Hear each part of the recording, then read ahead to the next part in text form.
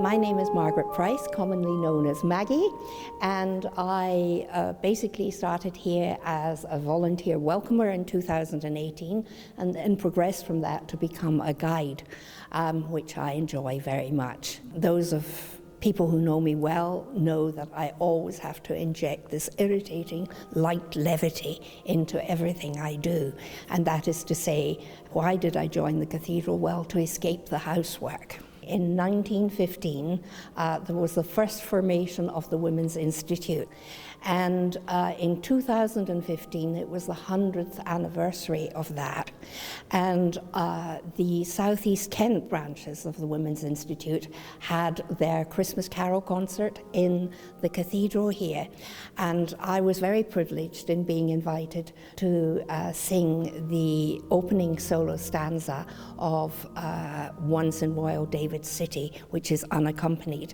and I was allowed to sing it standing on the compass rose.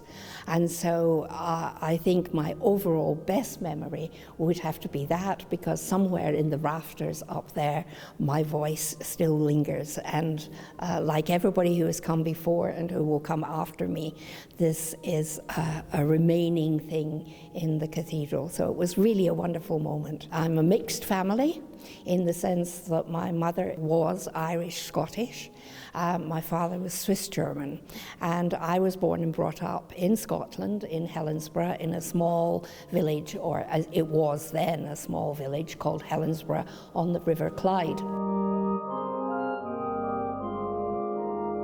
I went to a Roman Catholic boarding school, a convent boarding school, until I was 18.